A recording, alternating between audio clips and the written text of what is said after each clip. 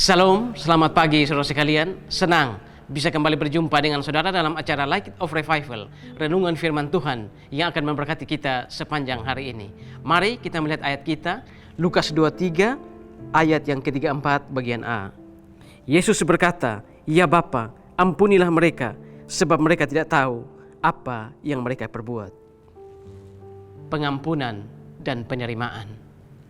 Saudara, di dalam hidup ini, ketika kita melakukan kesalahan pada orang lain, maka biasanya kita selalu memohon agar mendapatkan pengampunan dari mereka. Tetapi saudara, terkadang ada orang-orang yang mereka mau mengampuni kita, tetapi mereka tidak mau menerima kita.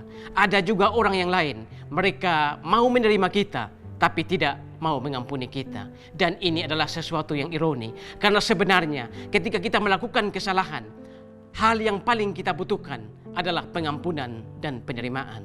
Tetapi saudara-saudara, sekalipun ketika kita melakukan kesalahan kepada manusia dan mereka tidak mau memberikan pengampunan dan penerimaan, saudara, di ruang hati Allah selalu tersedia pengampunan dan penerimaan.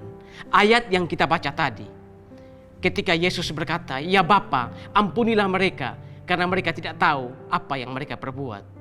Itu adalah kata-kata yang dikeluarkan Yesus ketika Yesus ada dalam penderitaan salib.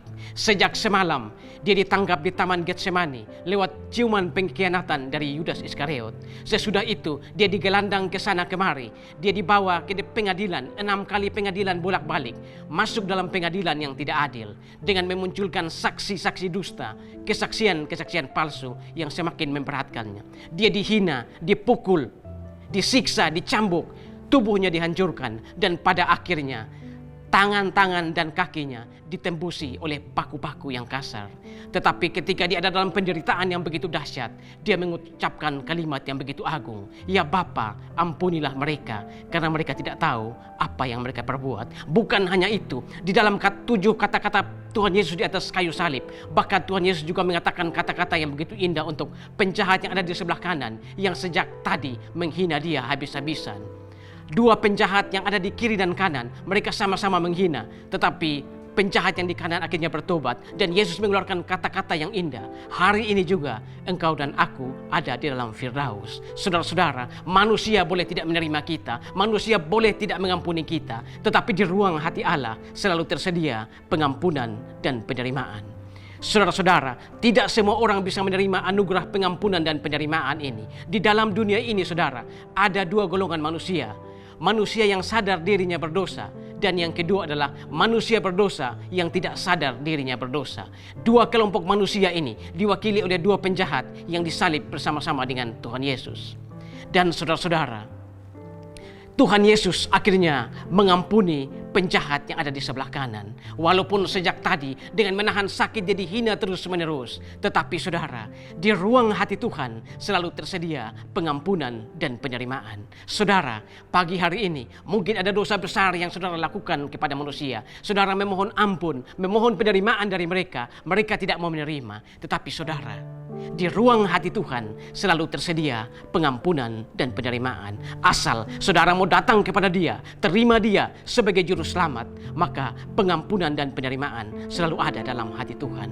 Saudara, pagi hari ini kalau ada dosa besar yang saudara lakukan, Tuhan menantimu untuk datang kepada Dia. Datang pada Tuhan, Dia pasti akan mengampuni dan menerimamu. Datang pada Tuhan dan katakan, "Ampuni aku Tuhan, dan ingatlah akan aku.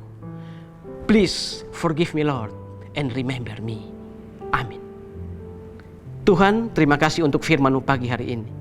Kami belajar dari 7 perkataan Tuhan Yesus di atas kayu salib. Bagaimana ketika Dia ada dalam penderitaan yang begitu dahsyat, tapi Dia mampu untuk mengeluarkan kata-kata kudus. Ketika ada dalam penderitaan yang begitu dahsyat, selalu ada pengampunan dan penerimaan dari Tuhan Yesus. Terima kasih Tuhan untuk firman-Mu pagi hari ini. Dimuliakanlah Engkau di atas firman. Amin. Saudara, jadikanlah firman Tuhan sebagai pelita dan terang di sepanjang jalan hidup kita. Tuhan memberkati kita semua.